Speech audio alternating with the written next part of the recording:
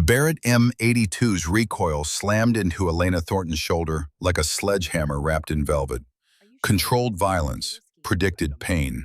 The rifle's report echoed across the Virginia mountains, a sound that could wake the dead or create them. Through her scope, at an impossible 1,100 yards, she watched the steel target ring like a church bell struck by an angry god. Dead center. Elena didn't smile.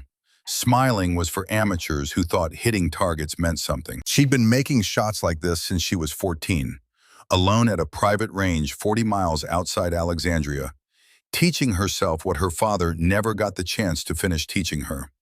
The workshop smelled like gun oil and metal shavings, and 20 years of grief she'd learned to wear like a second skin. At 27, Elena Thornton had perfected the art of being overlooked. Standing 5'3" in her work boots, wearing coveralls 2 sizes too large that hid her frame, she moved through the Marine Corps base at Quantico like a ghost. The Marines who brought their rifles for calibration saw a pretty face, brown hair pulled back, green eyes that seemed too soft for this world, and dismissed the mind behind it. They called her Barbie with a Barrett. When they thought she couldn't hear, she heard everything. Elena ran her fingers along the barrel of an M40A3 sniper rifle, checking for imperfections with the precision of a surgeon examining a patient. The morning sun cut through the workshop's single window, illuminating dust particles that danced like stars in her private universe. Perfect bore, she murmured to herself, peering through the barrel toward the light. Zero throat erosion. This rifle's been babied. The door burst open without warning. Elena's hand moved instinctively toward the Sig Sauer P226 she kept hidden beneath her workbench, a habit from a life she pretended not to have. But she recognized the silhouette immediately. Colonel Frank Mitchell filled the doorway like a monument to a war that never ended. At 68, his shoulders still carried the weight of command, though he'd officially retired from the Marine Corps 5 years ago. His silver hair was military short, his blue eyes sharp enough to cut glass. "Elena," he said, not a greeting, a statement. She straightened, wiping her hands on a rag that had seen cleaner days. "Colonel, you don't usually visit my workshop. This isn't a social call." Mitchell stepped inside, closing the door behind him with deliberate care. The click of the latch sounded final, like a coffin lid. "I need you," he said simply. Elena felt her stomach tighten. She'd known this moment would come eventually, had dreaded it, had somehow longed for it in the darkest hours of sleepless nights when the past refused to stay buried. "I'm an equipment tech," she said carefully. "I fix rifles. I don't use them." "Stop," Mitchell's voice cut like a blade through her deflection. He took 3 steps forward, close enough now that she could see the lines age and combat had carved into his face. "I've known you since you were 7 years old," he continued, softer now but no less intense. "Since your father—" "Don't." The word came out sharper than she intended. Elena took a breath, forced her voice level. "My father died 20 years ago. That doesn't make me him." Mitchell pulled a tablet from his jacket with the careful movements of someone handling evidence. He tapped the screen twice and turned it toward her. The image froze her blood. The man on screen stood on a balcony carved into mountainside. Afghan mountains, by the terrain, all rock and snow and elevation that made your lungs burn. He wore traditional robes, dark brown and weathered, but his eyes held a predator's calculation. Late 50s, maybe 60, with a gray beard and a face that had watched too many people die. "Khalid al-Nazari," Mitchell said quietly. "They call him the Wolf. Taliban commander, responsible for 17 attacks on U.S. forces in the last 3 years. 63 American soldiers dead, 38 wounded." Elena stared at the screen. Her throat had gone dry. "Why are you showing me this?" Mitchell's voice dropped to barely above a whisper. "Because 20 years ago, in November 2004, Nazari planned an ambush in Fallujah, an ambush specifically designed to kill one man." The workshop seemed to tilt. "Your father." Elena gripped the edge of her workbench, knuckles going white. The wood felt real, solid, the only thing keeping her from floating away into a past she'd spent 2 decades trying to forget. James Thornton, Mitchell continued. Gunnery sergeant, scout sniper, the best I ever trained. Nazari knew Ghost was the greatest threat to his network. Knew your father had killed 15 of his commanders in 6 months. So he sacrificed 12 of his own men to set a trap. Mitchell paused, and in that pause, Elena heard everything he wasn't saying. And your father walked into it, she whispered. He knew. Mitchell's voice cracked just slightly. He knew it was a trap, and he went anyway because 40 Marines needed time to retreat. He chose them over himself. The words hung in the air like smoke. He chose them over me, Elena said. Mitchell's eyes softened, the only crack in his armor. No, he chose to give you a world where 40 families stayed intact, where 40 Marines came home. He chose to be the kind of father who taught his daughter what honor looks like, even if the lesson cost him everything. Elena closed her eyes. Her father's face materialized in the darkness behind her eyelids. His gentle smile, his patient hands showing her how to breathe, how to squeeze a trigger between heartbeats, how to read wind in the dance of grass and leaves. Why are you telling me this now? She asked. Because Khalid al-Nazari is still alive, still killing American soldiers. Mitchell swiped the screen, showing satellite imagery of a compound nestled in Afghan mountains. And we finally found him. Elena opened her eyes. The compound looked like something from a different century. Mud walls, flat roofs, narrow windows designed for defense. It perched on a mountainside like an eagle's nest. He appears twice a week, Mitchell said, zooming in on a specific balcony. Tuesday and Friday mornings. 14 seconds on that balcony. That's our window. Send a drone strike. Too many civilians. Wrong optics. Intel says he keeps women and children in the compound as human shields. Mitchell looked at her with an intensity that made her want to run. We need precision. We need a sniper. Elena laughed, but the sound held no humor. You have an entire Marine Corps full of snipers. Why? Because our best is injured, because this mission deploys in 72 hours, and because the team lead is someone your father trained. Mitchell set the tablet on her workbench. Commander Ryan Harrison, former SEAL, now military contractor. He was with your father in Fallujah. Ghost saved his life twice. The name hit like a fist. Elena had heard it before, in her father's letters. The ones she'd found after his death, written but never sent. Letters where Ghost spoke of his best student, a young SEAL with instinct that transcended training. What's my role? She asked, though she already knew. Equipment specialist, officially. Mitchell's eyes held hers. Backup sniper, unofficially. Elena, he leaned against the workbench. I've watched you practice at that range. I've known for 5 years what you do every night, what you are. Heat rushed to her face. Anger, shame, something else she couldn't name. You've been following me. Protecting you, like I promised Ghost I would. Mitchell straightened. You inherited your father's gift, maybe exceeded it, but you've been hiding, living small, pretending to be less than you are. Elena's hands trembled. She pressed them flat against the cold metal of the bench. Because everyone who knew Ghost expects me to be him, she said, to fill his boots, to carry his legacy. Her voice broke. I can't be him. I'm just Elena. You're wrong. Mitchell picked up the tablet. You're not just Elena. You're the woman who shoots 1 MOA groups at 1,000 yards, who can read wind like your father read books, who has a gift that comes once in a generation. He paused. And you're the only person who can kill the man who murdered Ghost. The workshop fell silent, except for the distant sound of Marines training, their cadence calls drifting through walls like ghosts of wars past and wars to come.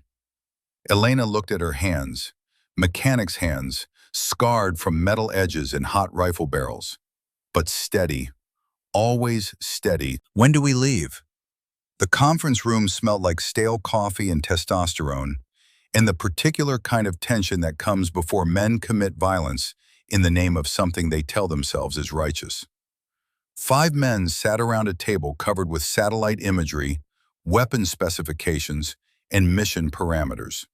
Elena stood in the doorway, still wearing her coveralls, feeling every eye turned toward her like searchlights. The man at the head of the table stood slowly. Commander Ryan Harrison looked exactly like his photographs. 6'1", gray hair cut military short, a scar tracing his left cheekbone like frozen lightning. 62 years old and built like he could still ruck 20 miles with a full combat load. His eyes, pale blue and hard as winter ice, assessed her in 3 seconds flat. "Frank," Harrison said, not looking at Mitchell, "I asked for a sniper."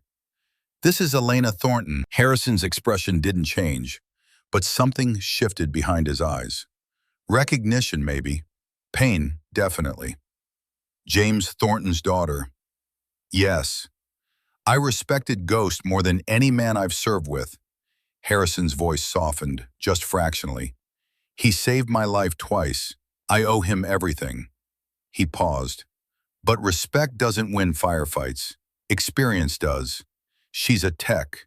This is Tier 1 work." Elena felt the familiar burn of dismissal, that special kind of erasure reserved for women in men's spaces. She stayed silent, watching, cataloging weaknesses. Harrison favored his left leg slightly. Old injury. He touched the scar on his cheek when he was thinking, and his eyes kept flicking to the mission parameters like they contained secrets.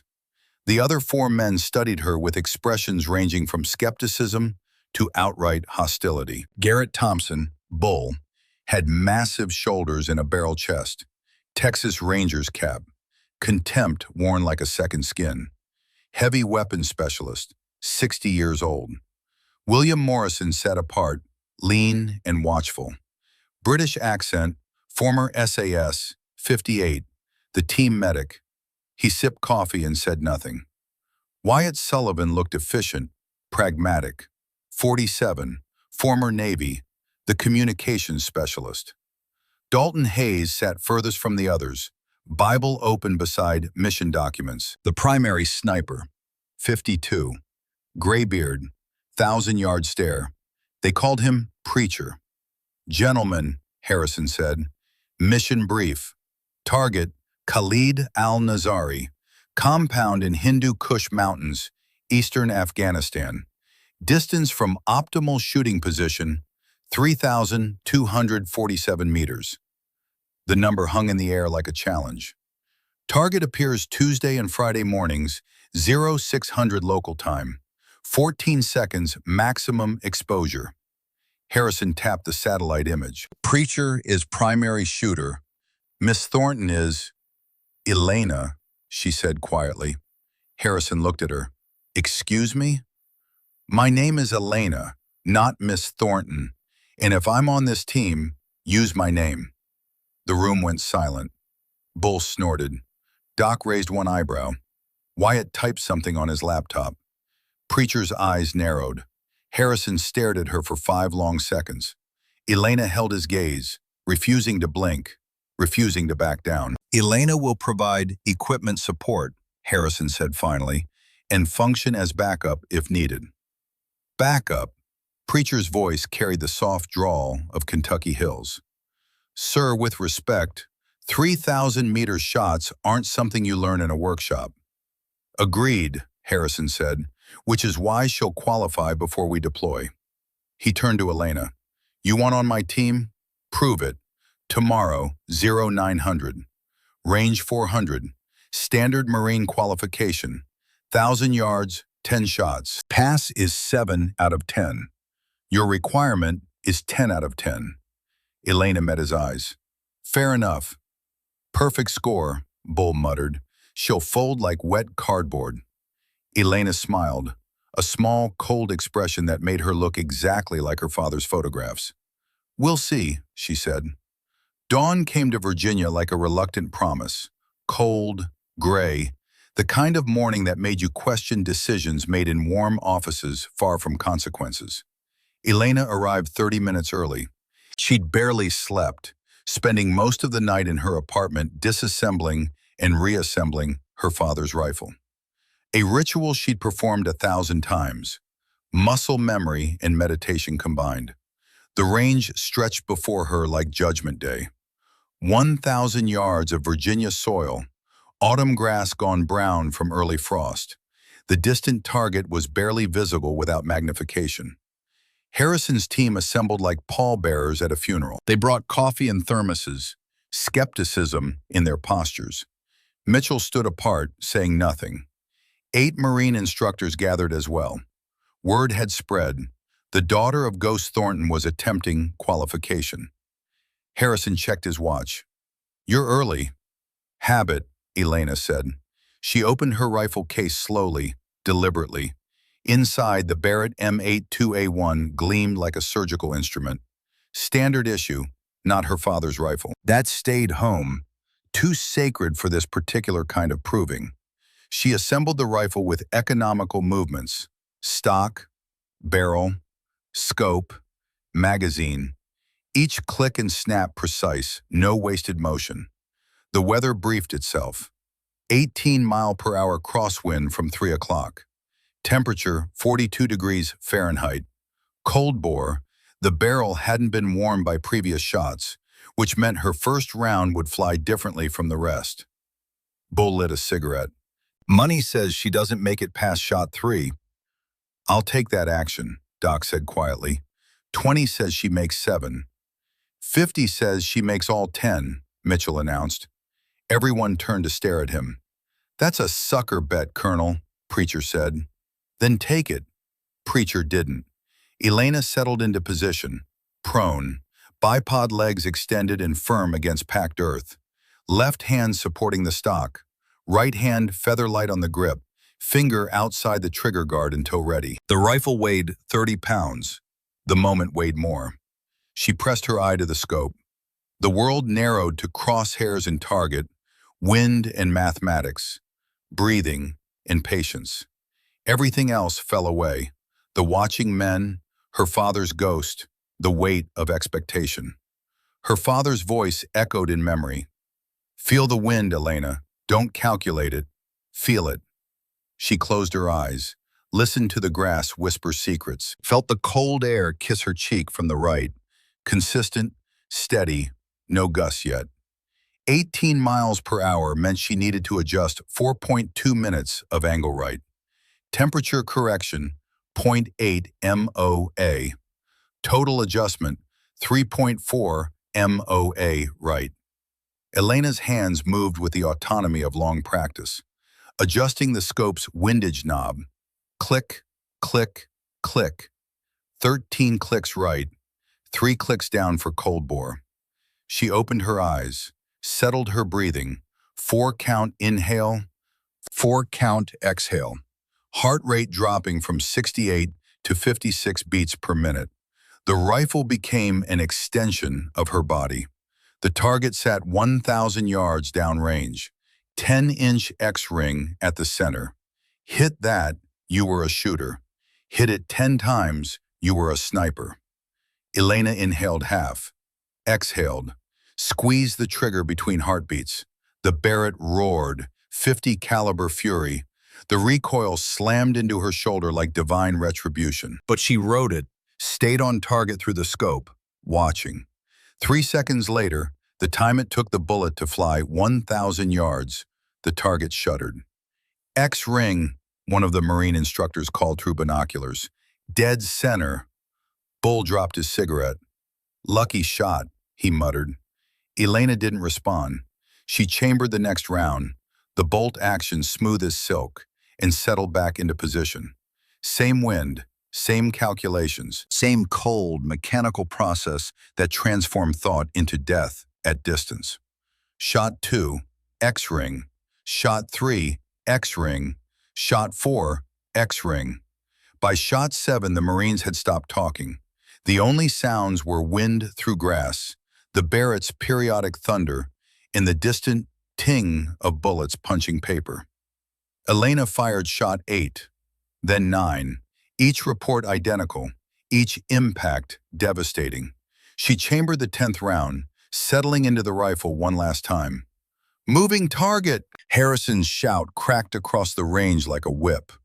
Before Elena could process, the downrange target began tracking left to right, pulled by cables she hadn't known existed. 3 miles per hour lateral movement, not part of standard qualification, not fair. Every instinct screamed, protest.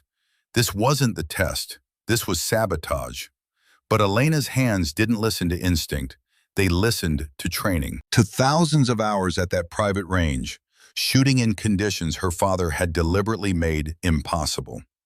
When conditions are perfect, Ghost had written in one of his letters, you're not training, you're just confirming what you already know. Elena tracked the target through her scope, calculated lead time. At 1,000 yards, a target moving 3 miles per hour needed 14 inches of lead to compensate for both target movement and bullet flight time. She shifted aim, led the target, breathing controlled, heart rate steady, squeezed. The Barrett spoke its final judgment. 4 seconds of flight time felt like years. The bullet intercepted the target mid-movement, punching through the X-ring like destiny had always known exactly where that piece of copper-jacketed lead would end up. Hit. The Marine instructor's voice carried something that might have been awe. Dead center, moving target. Elena safed the rifle and stood slowly. Her shoulder would bruise. 10 .50 caliber rounds in rapid succession guaranteed that. But the pain felt distant, unimportant. She turned to face Harrison and his team. No one spoke. Harrison walked forward, boots crunching on gravel. He stopped 3 feet from her, close enough that she could see every line combat had carved into his face. He looked at the Barrett in her hands. When he spoke, his voice was carefully neutral, but the words were barbed wire wrapped in velvet. "That's quite a toy for a technician." The words hung in the cold morning air, dismissive and sharp and designed to cut. Elena felt something ignite in her chest. Not anger, something colder, more precise. She looked up at him, 6 inches of height difference that suddenly meant nothing at all, and her voice came out level, hard, absolutely calm. "You think that's a toy?" She didn't blink, didn't look away. "That's a Barrett 50 caliber. This rifle has more confirmed kills at extreme range than most snipers accumulate in entire careers. It's killed enemy combatants from distances you've never even attempted." She took 1 step closer, close enough to see his pupils dilate. "And I'm not a technician, Commander." Her voice dropped to barely above a whisper. "I'm James Thornton's daughter, sir." The range fell into silence so complete that Elena could hear her own heartbeat, still steady at 56 BPM. Harrison stared at her. The calculation happening behind his eyes was almost visible. Reassessment, recognition, something that might have been respect fighting something that definitely was prejudice. Mitchell's voice broke the moment. "Any other questions, Ryan?" Harrison's jaw tightened. He looked at Elena for 5 more seconds, 5 eternal seconds where the future hung in balance, then stepped back. "Gear up," he said flatly. "Wheels up 0600 tomorrow. Welcome to the team." He turned and walked away. His men followed like iron filings pulled by a magnet. Doc paused beside Elena. "That was either the bravest or stupidest thing I've seen in 30 years. He smiled slightly. "I'm hoping for brave." Elena watched them go, adrenaline finally beginning to fade, leaving exhaustion in its wake. Her hands started to shake, delayed reaction, body finally processing what her mind had held at bay. Mitchell approached quietly. "Your father would have been proud." "Would he?" Elena's voice cracked. "I don't even know if this is what I want or just what everyone expects. Maybe both, maybe neither." Mitchell looked toward the target 1,000 yards away, where 10 bullets had written their verdict. "But you're going. Not for Ghost, not for you."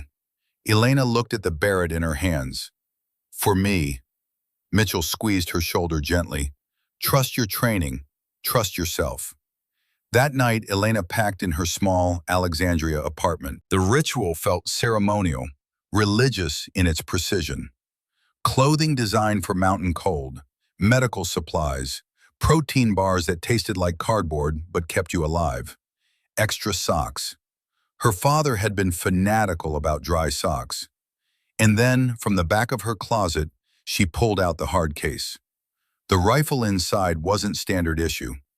Custom Macmillan TAC-50, bolt action, 50 BMG, 42 pounds of precision engineering, dark metal, worn stock, the weight of history, her father's rifle. The stock was worn where his cheek had pressed against it 10,000 times. The barrel showed micro scratches from desert sand and mountain grit. And engraved along the receiver in letters her father had carved himself, Ghost's Legacy for Elena. She ran her fingers over the words, feeling their depth. The metal was cold. The memory was warm. "I don't know if I can do this, Dad," she whispered to the empty apartment. "I don't know if I'm enough." The rifle, of course, said nothing. But somewhere in her chest, in the place where memory lives stronger than reason, Elena heard her father's voice, patient and proud. "You're more than enough, baby girl. You always have been." She closed the case gently, like tucking a child into bed. Tomorrow she would board a C-17 transport headed for war. Tomorrow she would face men who doubted her, a mission that might kill her, and a target who'd murdered the man who taught her everything that mattered. Tomorrow, Elena Thornton would stop hiding. Tonight, she allowed herself one last moment of being small, of being scared, of being just a 27-year-old woman who missed her father and wished the world was different.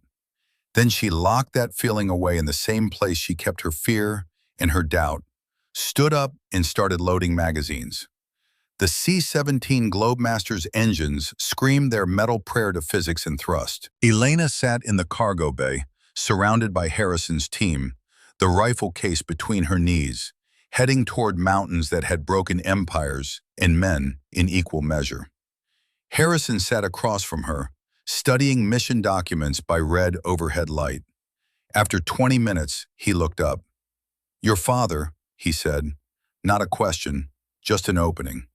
Elena waited. Ramadi, 2003, insurgent ambush on convoy. Ghost made a shot at 1,400 meters. 4 tangos, 6 seconds. Saved 40 Marines. Harrison's voice carried something Elena hadn't heard before. Reverence wrapped in grief. "I was one of those Marines." "He never told me combat stories," Elena said quietly. "Only training. Because he wanted you to have a choice. Wanted you to choose this life, not inherit it." Harrison folded the documents. "Why workshop? Why hide what you are?" Elena looked at the rifle case between her knees. "Because being Ghost's daughter is like carrying a monument.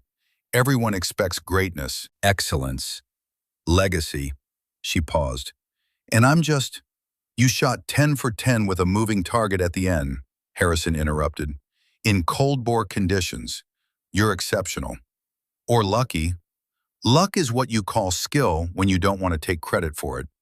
He leaned forward. "Out there in Afghanistan, there's no room for hiding. People die when warriors pretend to be something less.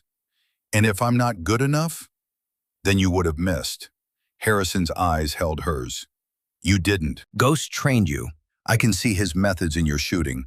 But there's something else, something yours. That's what makes you dangerous." The cargo bay shuddered through turbulence. Elena felt her stomach drop, then settle. "Tell me about Fallujah," she said quietly. Harrison went still. "What do you want to know?" "Everything. How he died, what he said, why he walked into that trap." Harrison was silent for 30 seconds. The engines filled the space where words should be. "We knew something was wrong," he finally said. "Intel was too perfect, set up too convenient. Ghost said it was bait." He looked away. "I wanted to abort. But 40 Marines were pinned down 2 clicks away. They needed covering fire, needed time to retreat. So Dad volunteered. No. Harrison's voice was rough. He ordered me to stay, said it had to be him because he was the best shot, most experience, best chance of success. He paused. His last words to me were, "Tell Elena I'm sorry. Tell her to be better than me, not just like me." Elena felt tears threaten, but refused them. "Not here, not now." "I've carried that message for 20 years, Harrison said. Didn't know how to deliver it. Didn't know if you knew what you were." He shook his head. "But watching you shoot yesterday, you're already better. You just don't know it yet." The C-17 began its descent toward Bagram Airfield. Elena felt the pressure change in her ears, the shift from journey to arrival. "Ryan," she said, "when we're in position, if the shot comes to me instead of Preacher, will you trust me?" Harrison looked at her for a long time. The red light made shadows dance across his face. "Ask me again when we're on target," he said, which wasn't yes, but it wasn't no either. The plane touched down hard, tires screaming against runway, and Elena Thornton arrived in Afghanistan carrying her father's rifle and a legacy she'd spent 20 years running from. But running, she was beginning to understand, only worked until the moment you turned around and faced what was chasing you. And Elena was done running. Elena's lungs burned with every breath at 8,000 feet. The air was thin, hostile, each inhalation like swallowing razor blades wrapped in ice. 6 hours of climbing, 107 pounds across her back, terrain that killed the careless and broke the strong. Bull Thompson set the pace ahead of her, fast, aggressive, deliberately punishing, testing her, waiting for her to fail. She kept up. The Hindu Kush mountains rose around them like the teeth of some ancient god, jagged, unforgiving, eternal. Reading about these peaks in mission briefs hadn't prepared Elena for the reality. The cold that bit through tactical gear and found bone. The vastness that made humans feel like insects. The silence broken only by wind in breathing and the crunch of boots on stone. Firebase Phoenix clung to the mountainside like a barnacle to a ship's hull, desperate, stubborn, refusing to be dislodged. As the Chinook's ramp lowered, Elena stepped into cold that bit through her tactical gear and found her bones. -5 degrees Celsius, wind at 12 miles per hour, gusting to 18, the kind of cold that made metal stick to skin, that turned breath to ice crystals, that killed careless soldiers in their sleep. "Welcome to Hell's waiting room," Bull said, shouldering his pack. "Temperature drops another 10 degrees after sunset. Better check that fancy rifle, sweetheart." Elena said nothing. She'd already done the calculations. At this altitude and temperature, her bullet's ballistic coefficient would change.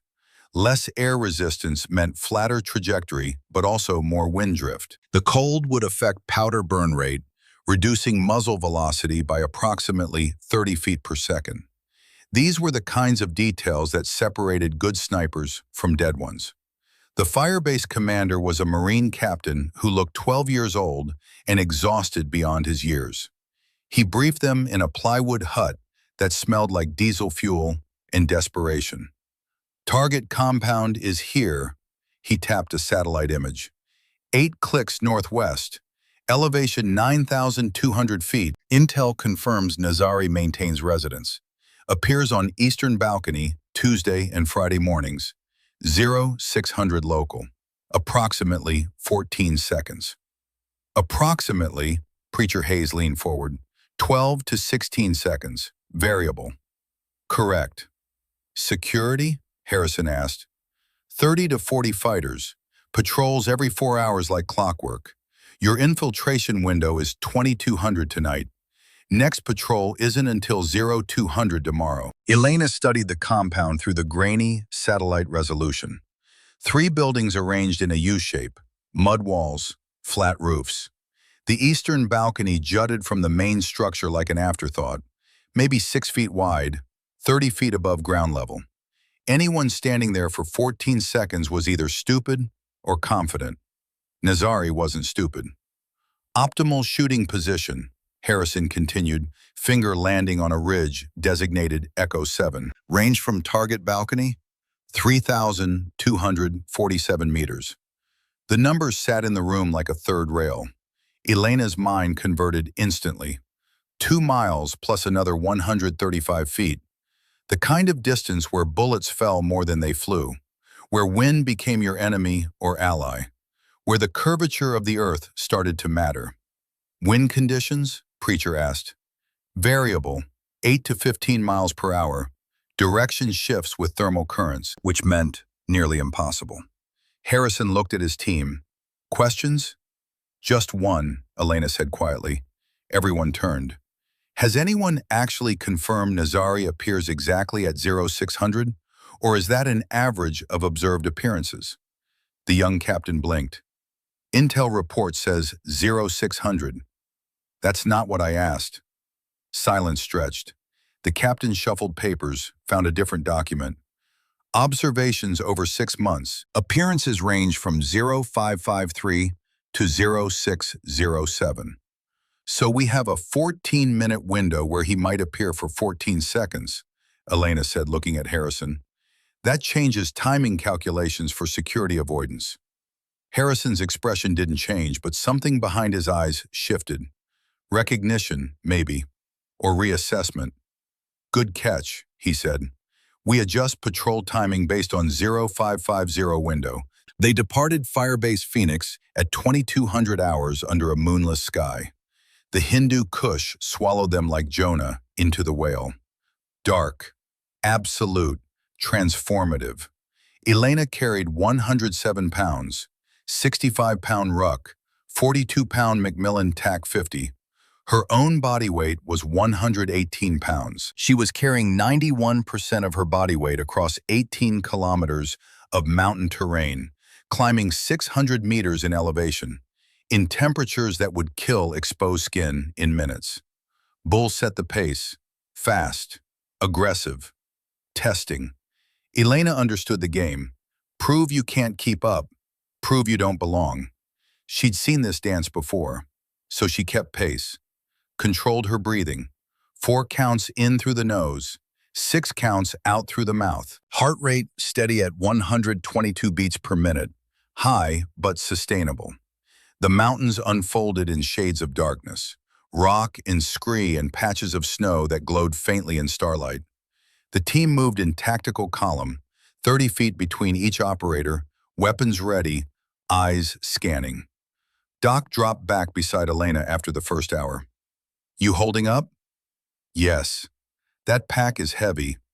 I know. You're doing fine, he said, and there was something in his voice that might have been respect. He studied her for a moment, then nodded and moved forward again. At 0315 hours, they were 8 kilometers from Firebase Phoenix and 8 kilometers from target compound. Halfway. In the valley between destinations, where soldiers were most vulnerable. Wyatt, walking point, stopped suddenly. His fist went up, the universal military signal for freeze. Everyone stopped. Elena's hand moved to her M4 carbine, selector switch from safe to semi with a click that sounded too loud. Wyatt knelt, examining the trail. His hand moved slowly, carefully. Then he looked back at Harrison, and even in the darkness, Elena could see the fear in his eyes. Wire, Wyatt whispered.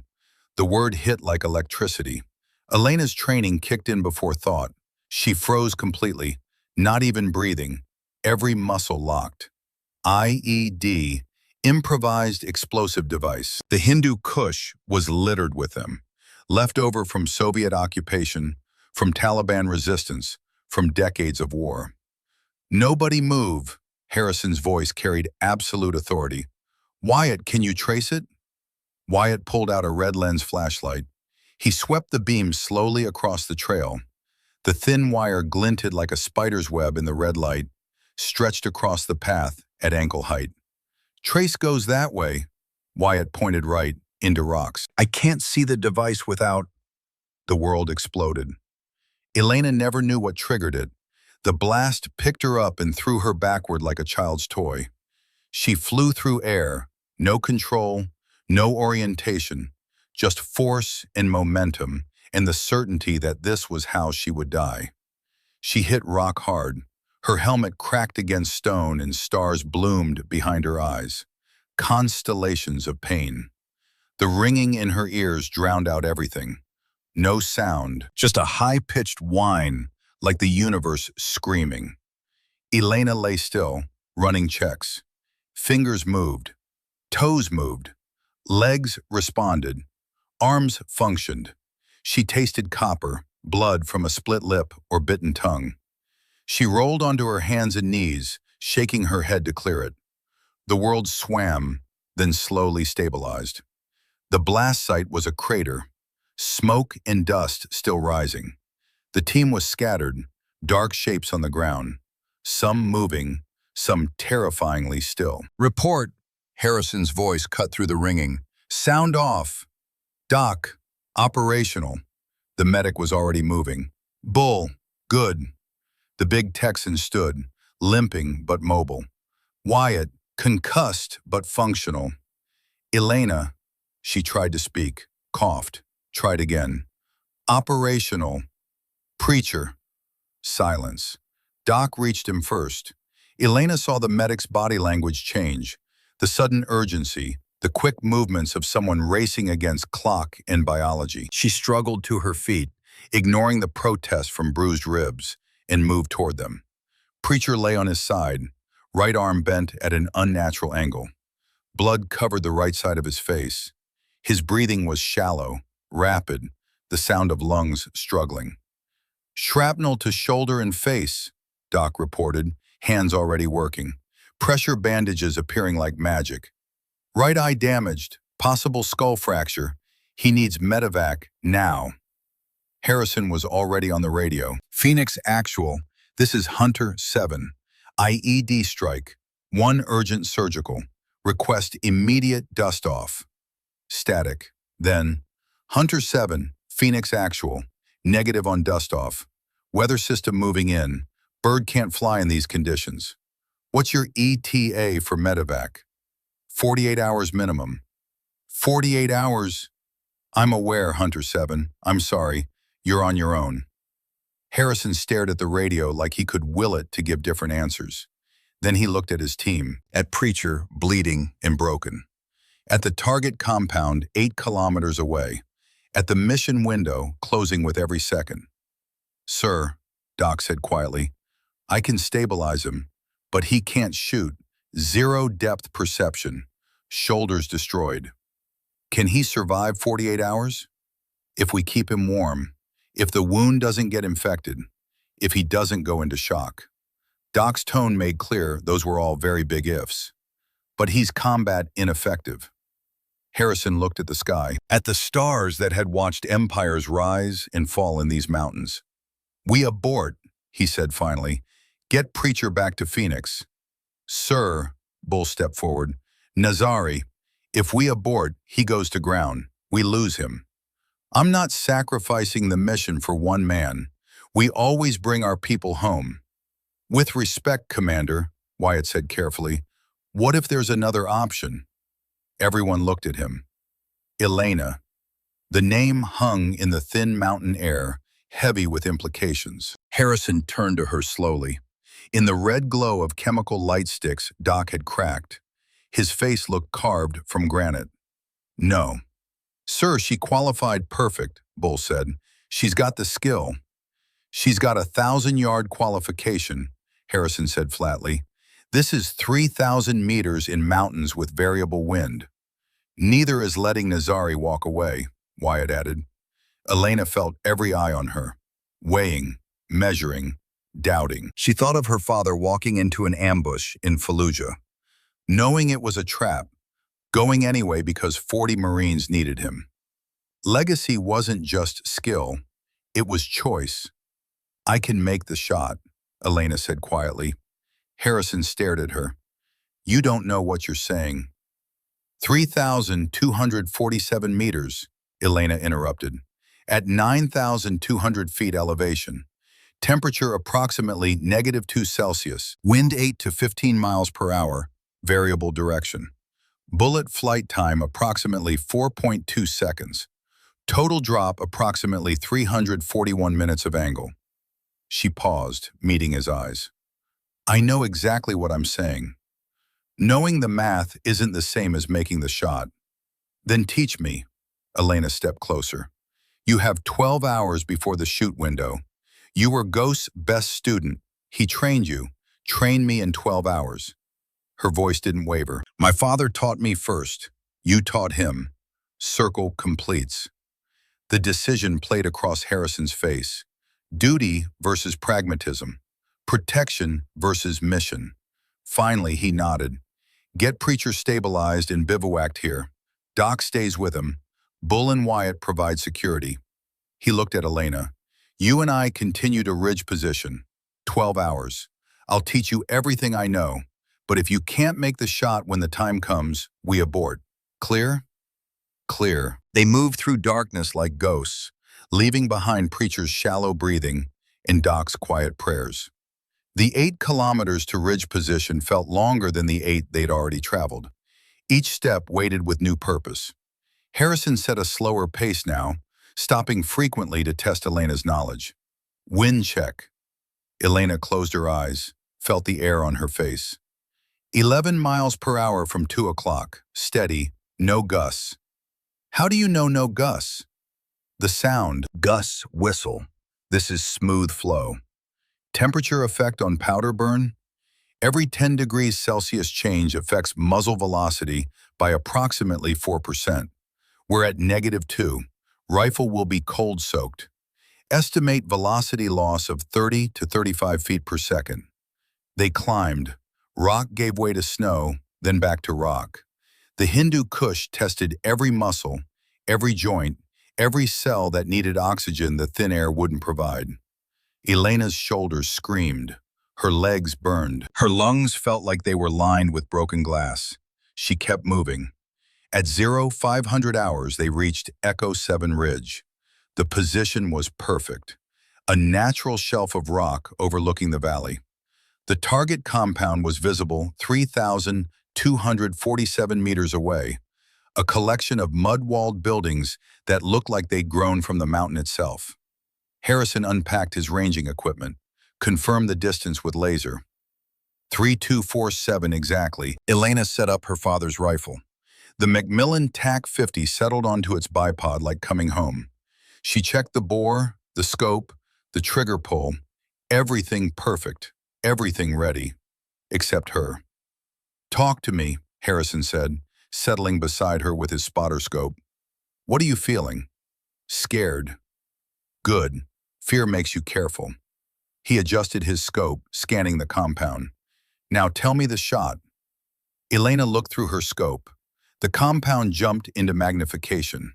3 buildings, the eastern balcony, the door that would open and reveal her target.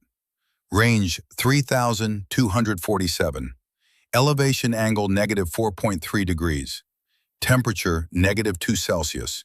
Wind, she paused, feeling, 10 miles per hour. Variable direction, 2 to 3 o'clock. She closed her eyes, the calculations flowing like music. 341 MOA elevation adjustment. Wind call 7.2 MOA right for 10 miles per hour. But if wind shifts to 3 o'clock, I need 8.8. Coriolis effect at this latitude adds 0.8 MOA right. Temperature effect, -1.1 MOA elevation. She opened her eyes. Total adjustments, 340 MOA up, 8.0 MOA right, adjustable if wind changes. Harrison was silent for a moment. You memorized all that. My father taught me to see numbers like colors. This isn't math. It's just knowing. He taught you well, Harrison said softly. Better than he taught me. They waited as the sky shifted from black to gray, that liminal space before dawn when the world held its breath. Elena thought about Preacher 8 kilometers away, bleeding. About her father, dead 20 years. About all the moments in life that came down to single decisions, single shots, single chances. Tell me about Fallujah, she said quietly. What happened after my father died? Harrison adjusted his spotter scope. When he spoke, his voice was rough with memory. We extracted. 40 Marines made it out.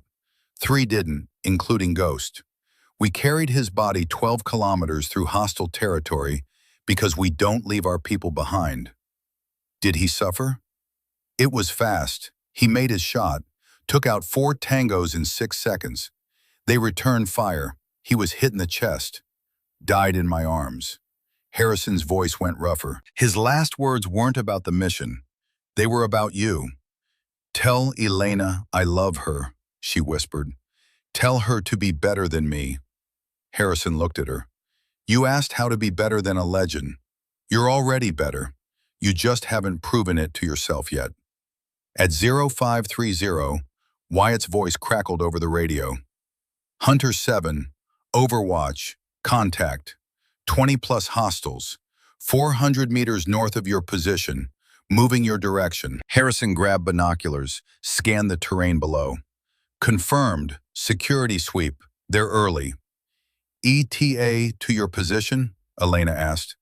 8 minutes. Target window is 0550 to 0607, she said. I know, Harrison keyed his radio. Bulldog, be advised, we have company inbound. Maintain position and silence. Copy. Harrison looked at Elena. We have a problem. Security sweep arrives at our position in 8 minutes. Target might appear in 20 minutes. We'll be in a firefight when the shot window opens. Or we abort now, Elena said. Or we abort. She looked through her scope at the compound. At the balcony where a man who'd killed her father would stand for 14 seconds. There's a third option, Elena said slowly. Harrison waited. Nazari's running a security sweep early. That means he knows something's wrong. She turned to him. If he's paranoid enough for random sweeps, he's paranoid enough to check the perimeter himself before his scheduled appearance. That's speculation. No, that's psychology. Elena's voice was certain. You don't send security unless you're worried. And if you're worried, you want visual confirmation before you expose yourself. She checked her watch. I think he appears early, not 0600, closer to 0550, maybe even 0545. If you're wrong, we're blown and he escapes. If I'm right, we complete the mission before the sweep reaches us. Elena looked at him. Trust me, trust my father's training. The mountains held their breath. Somewhere below, 20 Taliban fighters moved toward their position. Somewhere in the compound, a man who'd killed Ghost prepared for his day. Harrison keyed his radio. Bulldog, stand by.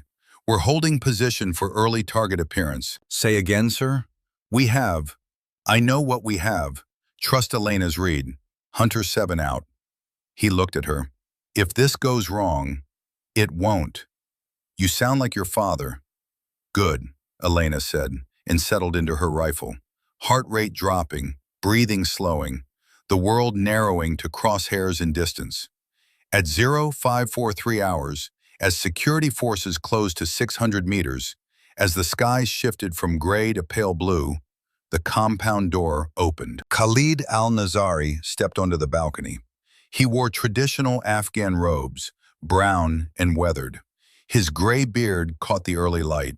He held binoculars, scanning the mountains. Target, Harrison whispered. Range 3247. Wind 10 miles per hour, 2 o'clock. Steady. You have the shot. Elena's world narrowed. The rifle became her body. The scope became her eye. The bullet waiting in the chamber became her will. She felt the wind on her face. 10 miles per hour. Steady. No gusts yet. Her breathing slowed. 4-count inhale. Hold. 6-count exhale. Heart rate dropped to 52. Nazari turned slightly, presenting his back. Not ideal, but backs worked if the angle was right. Elena settled the crosshair between his shoulder blades, adjusted for wind, for distance, for 20 years of grief. Wind shift, Harrison said. 12 miles per hour now, 3 o'clock. Elena adjusted. 8.8 MOA right instead of 7.2. He's turning, Harrison said, urgent now. About to go back inside. 6 seconds. That's all she had. Elena inhaled. Full breath. Let half out. Held. Found the space between heartbeats where the world went still. Her finger, feather light on the trigger, began to squeeze. Not a pull, a squeeze. Gentle. Inevitable. The Macmillan TAC-50 roared. Recoil slammed into her shoulder. 36 foot-pounds of energy. Elena absorbed it, rode it, stayed on target. The bullet left the barrel at 2,800 feet per second. 50 caliber. 750 grains of copper-jacketed lead. Angry and precise. Flight time, 4.2 seconds. Elena watched through her scope. She could almost see it, a dark streak against pale sky arcing down, dropping, wind pushing it right, gravity pulling it down. Nazari was halfway through the doorway when the bullet arrived. The impact was catastrophic. The 50 caliber round hit between his shoulder blades with 8,000 foot-pounds of energy. His body jerked forward, collapsed, disappeared into the doorway. Gone. Hit, Harrison said, voice tight with awe. Confirmed hit. Target down. Pause. Holy God. 3,247 meters, Elena. That's impossible. The compound exploded into activity. Fighters poured from buildings. Alarms sounded. Security sweep breaking into run, Wyatt reported. They heard the shot. Ite your position 4 minutes. Time to leave, Harrison said, already packing gear. Elena stared through the scope at the doorway where Nazari had fallen, where the man who'd killed her father had breathed his last breath. She thought she'd feel satisfaction. Instead, she felt hollow, empty. Elena, Harrison's hand on her shoulder. We need to move, now. She nodded, packed the rifle with hands that shook slightly, from adrenaline crash, from the enormity of what she'd just done, from the knowledge that she'd crossed a line her father had crossed. They ran. The extraction became a blur of violence. Elena's boots hammered against stone. Her lungs screamed for oxygen the altitude refused to give. Harrison ran beside her, moving with the efficiency of someone who'd spent 40 years learning how to survive. Contact rear, Wyatt's voice crackled. Multiple tangos, flanking north. Harrison didn't slow. Bulldog, sit rep. We're mobile, Bo responded. Preacher's stable, moving to alternate LZ. Roger, Hunter 7 en route, ETA 12 minutes. The first shots came at 6 minutes. Bullets cracked past Elena's head, supersonic rounds that arrived before the sound of the rifles that fired them. She dove behind a boulder, Harrison beside her. The M4 carbine came up to her shoulder. 200 meters, Harrison said. 8 tangos. Moving fast. Elena found the first target through her ACOG scope. A man in traditional dress, carrying an AK-47, running hard across open ground. 200 meters. Wind negligible. Target moving left to right. She led him. Squeezed. The M4 barked. 3-round burst. The man went down. Contact left, Harrison said, already engaging. Elena shifted, found her next target. A fighter using a rock for cover. She waited. He leaned out. She fired. He dropped. 2 down. Moving, Harrison said. Elena followed. They bounded back. One person covers while the other moves. Leapfrog towards safety. More fighters. 10, maybe 12. They'd spread out, trying to flank. Professional tactics. Elena dropped behind a low wall of rocks. Found targets. A fighter at 350 meters. Controlled burst. He stumbled but didn't fall. She fired again. He went down. Another at 280 meters, leading a group of 3, squad leader. She centered the reticle on his chest. Fired. He dropped. The other 2 scattered. 400 meters to LZ, Harrison said, breathing hard. We need to move faster. They ran. Elena's legs felt like concrete. Every breath was fire. But she kept moving because the alternative was dying here. At 200 meters from the landing zone, the Taliban committed everything. 20 fighters, maybe more. A coordinated assault from 3 directions. Automatic weapons fire filled the air. Bullets kicked up rock dust and sparked off stone. Elena and Harrison went prone behind whatever cover they could find. She transitioned to semi-automatic, found targets, fired. 300 meters, 250, each shot counted.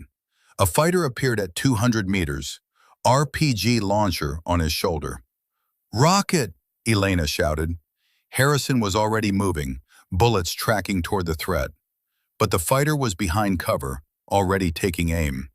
Elena didn't think, she just acted. Her M4 came up. 200 meters, wind maybe 3 miles per hour from the left. The fighter's head was barely visible behind the launcher.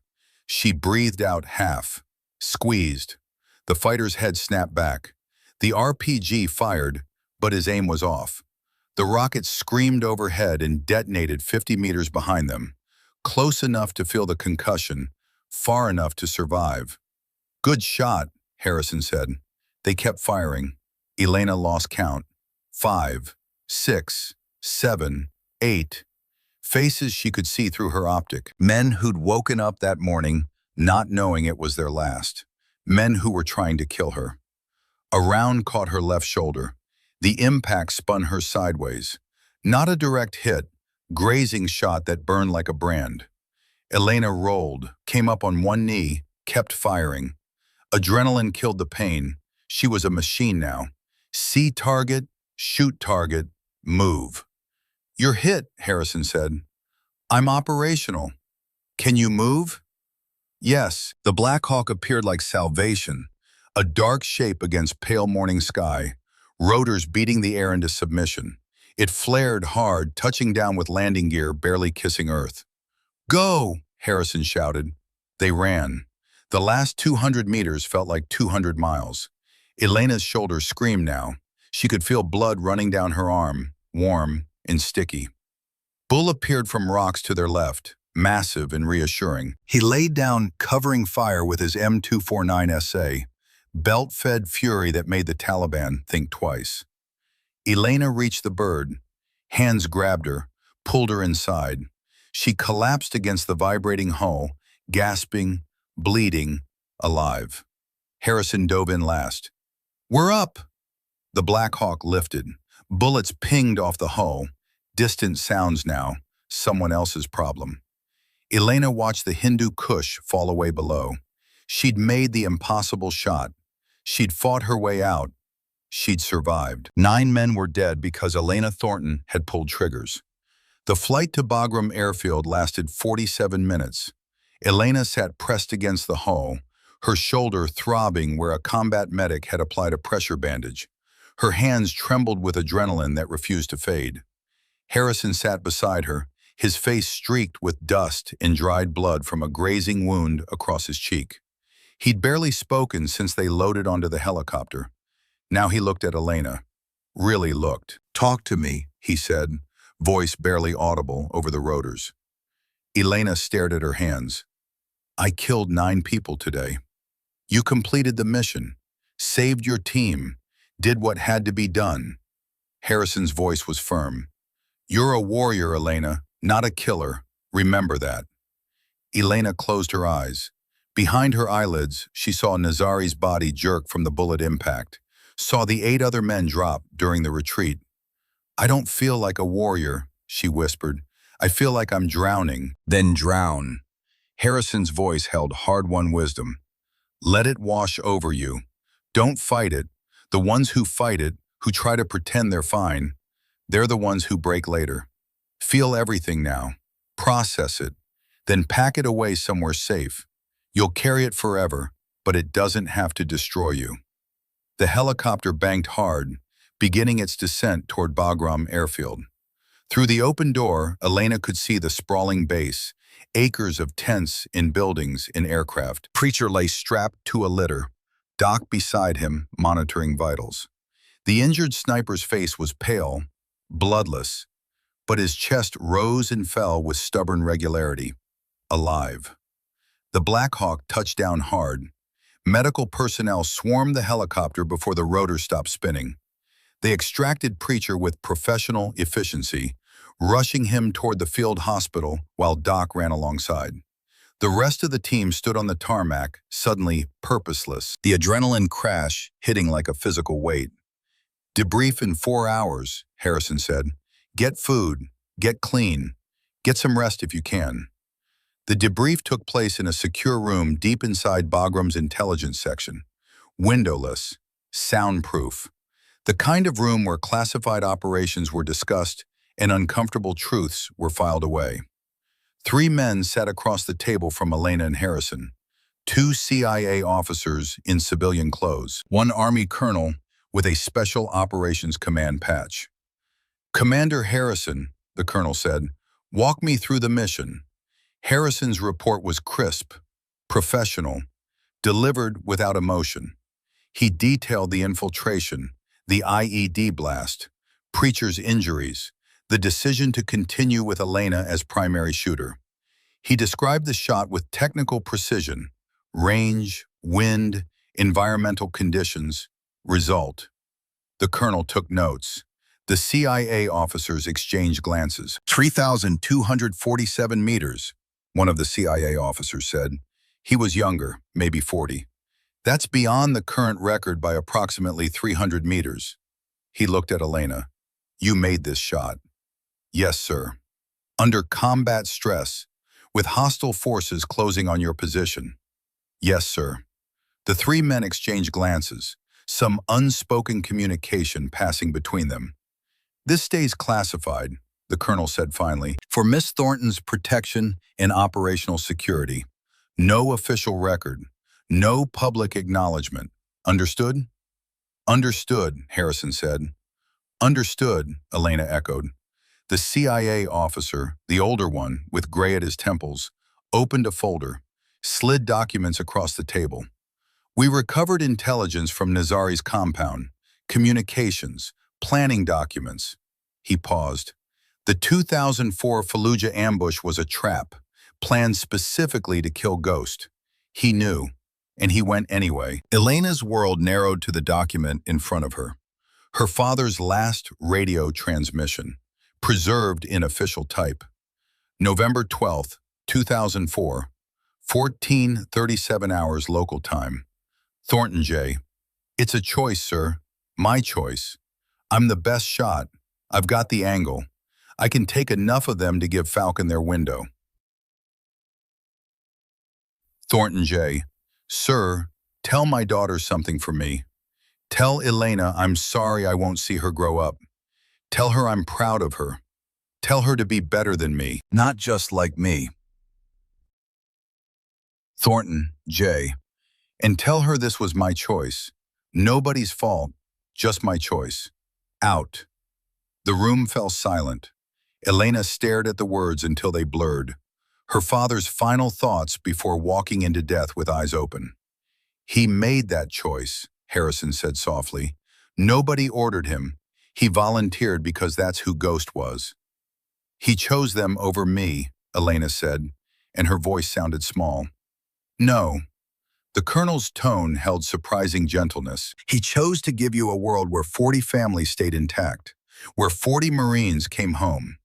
He chose to be the kind of father who taught his daughter what honor looks like, even if the lesson cost him everything." Elena felt tears burning. She refused them. "Not here." "Is there anything else, sir?" she asked, voice steady through sheer force of will. The colonel exchanged glances with the CIA officers. "Not at this time. You'll be contacted regarding recognition for this operation." He stood. "Dismissed."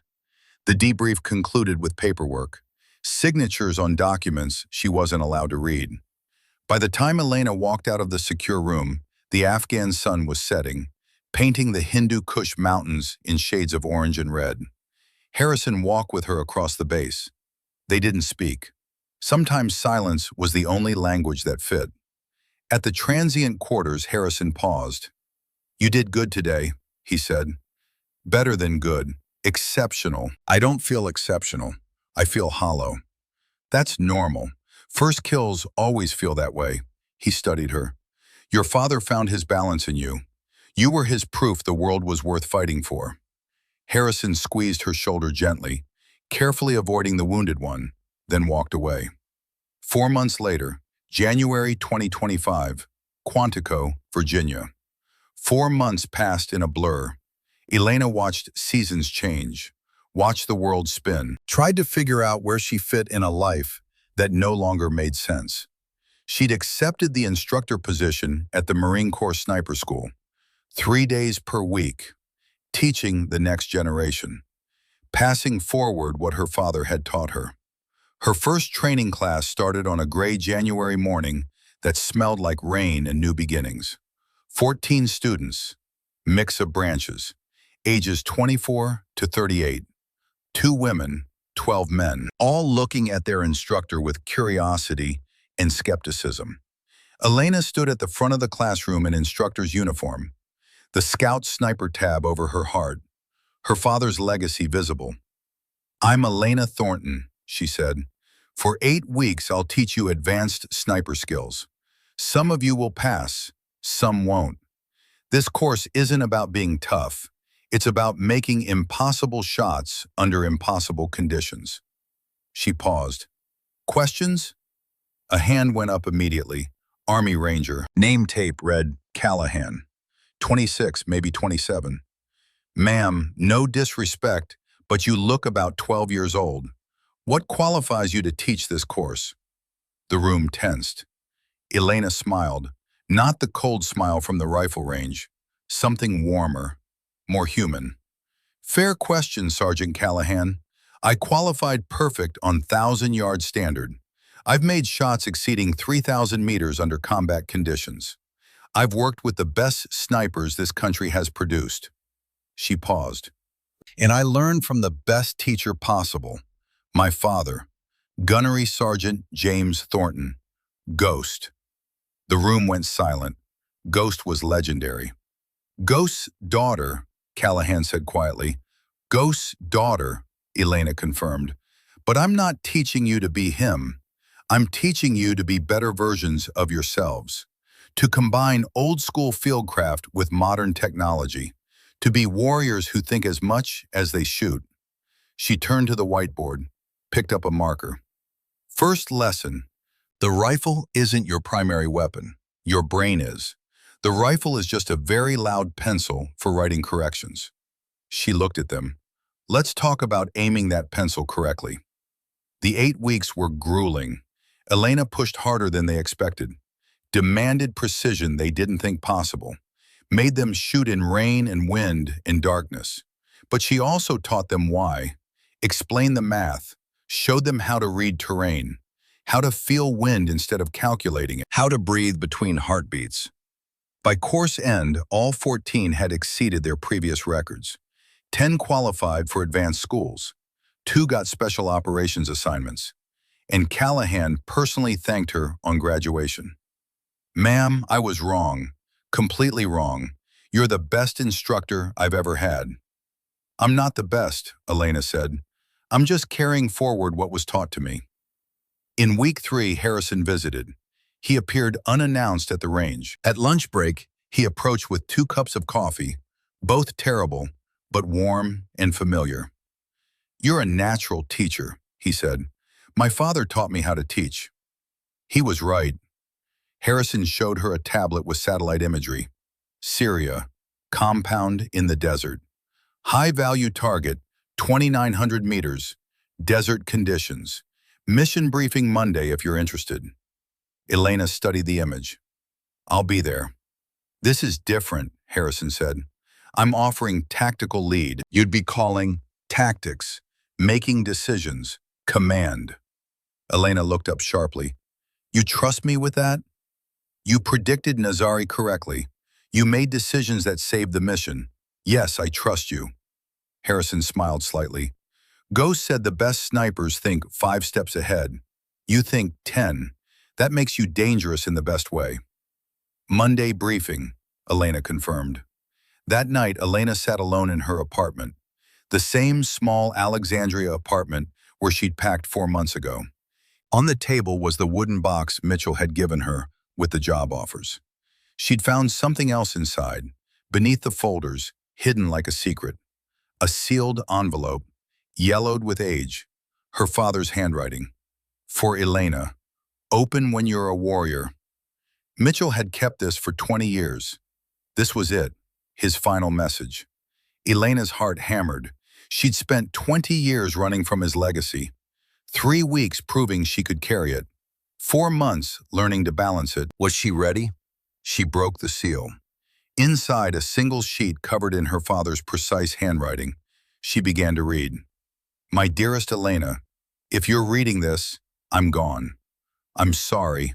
Sorry I won't see you graduate, won't walk you down the aisle, won't meet your children, won't grow old watching you become the woman I know you'll be. But most of all, I'm sorry if you think you have to become me. That's the opposite of what I want. You probably think I wanted you to be a soldier, a sniper, another ghost carrying forward some legacy. You're wrong. I trained you because I saw a gift greater than mine, natural abilities surpassing anything I could teach. I wanted you to have the option to use it if you chose. But Elena, hear me clearly. You don't owe me anything. Not continuation of my career, not vengeance, not becoming a warrior because your father was one. You owe yourself everything. The chance to discover who Elena Thornton is, what she wants, what gives her life meaning beyond impossible shots. The shot you've made, the one that led you to open this, proves you have skill. But skill without purpose is mechanics. I don't want you mechanical. I want you fully, completely, beautifully human. 3 things. First, I died by choice. If I'm gone, it's because I sacrificed myself for something that mattered more than survival. Don't grieve the decision. Honor it by living fully. Second, you are more than my daughter, more than my legacy, more than my skills wrapped in a smaller package. You are Elena Thornton, unique, exceptional, worthy of respect and love, regardless of whether you ever pick up a rifle again. Third, I'm prouder of who you are than what you do. Your kindness matters more than your accuracy. Your character matters more than your kills. Your humanity matters more than your warrior skills. The world will try to define you by your talents. Don't let it. Define yourself by your choices, by the life you build, by the people you love, and the causes you serve, and the version of yourself you see in the mirror. Be better than me, Elena, not just as a shooter, as a human being, as someone who uses violence only when necessary and chooses peace whenever possible, as someone who teaches as much as she fights, as someone who builds as much as she destroys. You don't need to prove anything to anyone, not to the Marines, not to the world, not even to me. You proved everything I needed the first time you smiled at me as a baby. Everything else is footnotes. Live fully, fight when you must, teach always, love deeply, and know that wherever I am, whatever comes after, I'm watching you with pride so profound, it would break me if I wasn't already so completely filled with joy at having been your father. Shoot straight, shoot true, my beautiful daughter. And when you're done shooting, put down the rifle and dance. All my love, forever and always, Dad Ghost. Elena read the letter 3 times, then a 4th. Each reading uncovered new layers, new permissions. Her father hadn't wanted her to become him. He'd wanted her to become herself. And Elena, sitting with tears streaming and a smile breaking through like sunrise through storm, finally understood. She was Elena Thornton, instructor, operator, warrior, teacher, ghost's daughter, and her own person. Capable of impossible shots in choosing not to take them. Strong enough to kill and wise enough to know when killing wasn't the answer. She didn't have to choose between teaching and operating, between peace and war, between being her father's legacy and being herself. She could be all of it, everything, the full, complicated, beautiful reality of a human being who contained multitudes. The next morning, Elena drove to Quantico early. The range was empty, morning fog still burning off. She unpacked her father's TAC-50, set it up on the 1,000-yard line, loaded 3 rounds with careful reverence. The first shot for her father, for Ghost, for the man who'd taught her everything and wanted her to exceed him. The second shot for herself, for Elena, for the woman who'd made impossible shots and learned she was more than her accuracy. The third shot for the future, for whoever she'd become, for all the choices still ahead. 3 shots, 3 perfect hits, 1.8 inches at 1,000 yards. Better than her qualification day. Elena safed the rifle, stood, looked at the Virginia hills rolling away toward horizons she couldn't see. They weren't as dramatic as the Hindu Kush, but they held their own beauty. A vehicle approached, Harrison's truck. He got out, walked over with 2 cups of coffee steaming in cold air. "Practicing?" he asked, handing her a cup. "Remembering," Elena said. "Good memories, the best ones. Monday briefing. I'll have tactical plans ready if you want to review them beforehand." "I want to. This is who I am. Teacher and warrior. Both." She looked at him. "My father wanted me better than him. I think that means being more complete, more human. Choosing when to fight and when to teach. Understanding both are necessary." Harrison smiled. "Ghost would be proud." "I'm proud," Elena said. "And that's enough." They stood in comfortable silence, drinking terrible coffee and watching the sun burn through fog. "Ready to go?" Harrison asked. "Where to?" "Breakfast. Then you have class at 10:00, then Syria mission planning." "The life of a warrior instructor," Harrison said. "The life of Elena Thornton," she corrected. 3 months later, April 2025, Syrian desert. Elena stood on a Syrian ridge at dawn, Harrison spotting beside her. But this time she wasn't just a shooter, she was tactical lead. This was her operation, her planning, her decisions. The mission had gone exactly as she'd planned.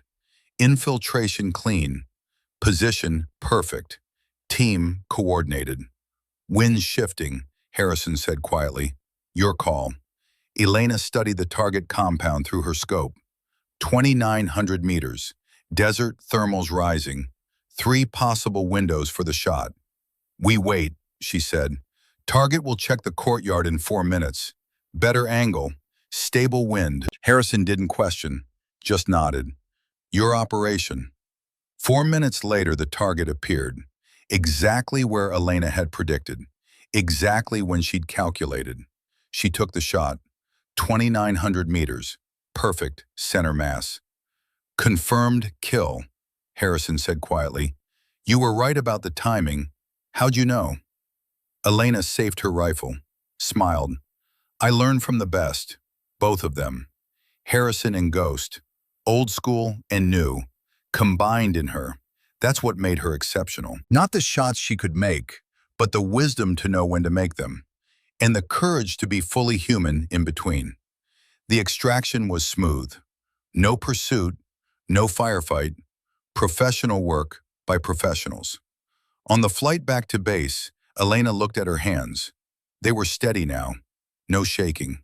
The weight she carried had found its place. Not gone, never gone, but balanced. She thought about the letter, about her father's words, about shooting straight and shooting true, and putting down the rifle to dance. She was learning to dance, and the music was her own. Back at Quantico 2 weeks later, the ceremony was small, private, just people who needed to know. 35 veteran snipers assembled in the main classroom, men in their 50s, 60s, 70s, men her father had trained, men who'd fought in Korea and the Cold War, in Desert Storm, in Fallujah, in Kandahar. Command Sergeant Major Everett Palmer stood at the podium. 74 years old, weathered like driftwood, spine that age in combat couldn't bend.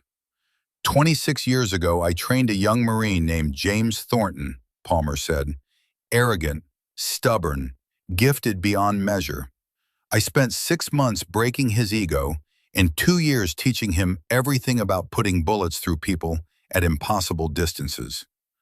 Quiet chuckles from the older Marines. Ghost became the best student I ever trained, exceeded my skills by his third deployment, made shots I wouldn't have attempted, saved lives I couldn't have saved.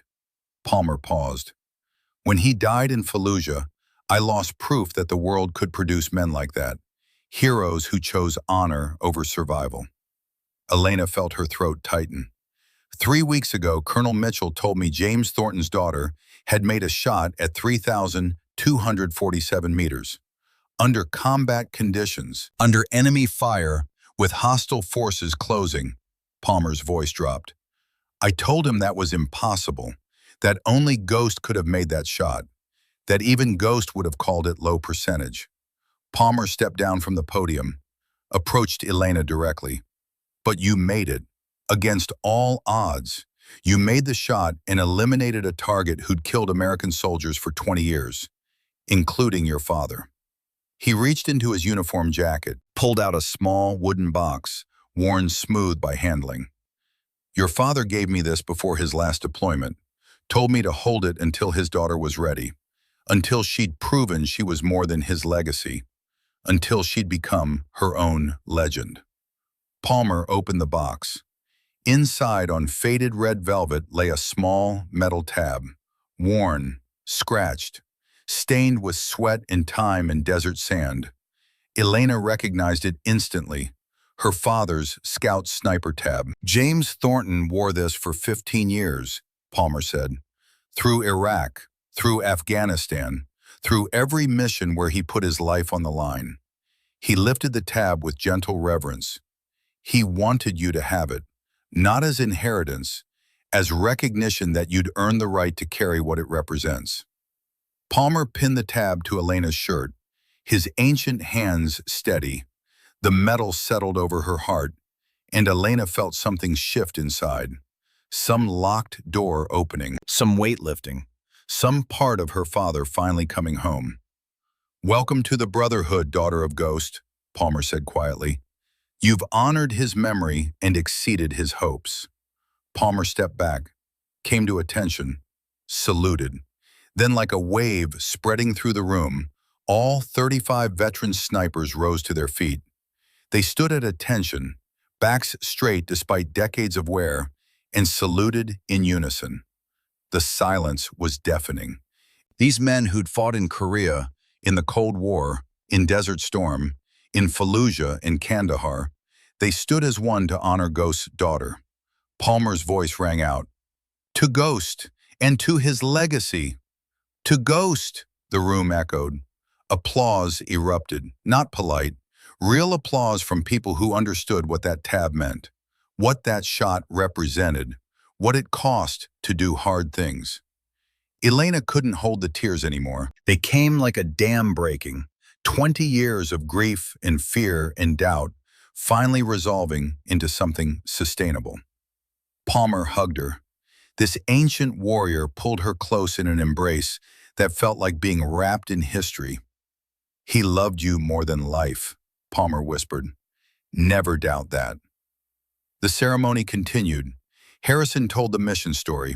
Bull admitted his prejudice had almost cost them, said it was shame and respect mixed together. Doc spoke about her refusal of pain medication during extraction, how she'd kept fighting, even wounded. Then the older Marines shared stories about Ghost, stories Elena had never heard, about her father as a young Marine, as a warrior who'd made impossible shots and impossible decisions and remained humble through it all. By the time it concluded, Elena was emotionally exhausted. Mitchell approached. There's more. 3 things. Elena almost laughed. Of course there were 3 things. Job offers. Mitchell pulled out folders. First, instructor position, full-time. $185,000 annually. They want you teaching the next generation. Second folder, Marine Corps consultant, part-time, $160,000. You'd work with active duty Marines, share knowledge, save lives. Third folder, Harrison's company, partnership, equal profit share, $250,000 plus, but it means field work, missions, the life you just lived. I'll take 2, she said. Instructor 3 days per week. Harrison's partnership for select missions, 4 to 6 per year, when it matters. Mitchell smiled. Balance. Balance, Elena agreed. 6 months after that first impossible shot, Elena Thornton had found her place. Not in her father's shadow, not running from his legacy, but standing in her own light, carrying what he'd taught her, building something new. She taught 3 days a week, changed lives, passed forward wisdom. She operated 4 to 6 times a year, made impossible shots, saved lives, did hard things because someone had to, and the rest of the time she lived, fully, completely, beautifully human. She'd made the impossible shot at 3,247 meters, had killed 9 men in one day, had earned the Scout Sniper tab her father wore for 15 years. But her greatest achievement was learning that being extraordinary didn't mean being consumed by violence. It meant having wisdom to choose when violence was necessary, and courage to choose peace whenever possible. Shoot straight, shoot true, and when you're done shooting, put down the rifle and dance. Elena was learning to dance, and the music was everything she'd hoped it would be.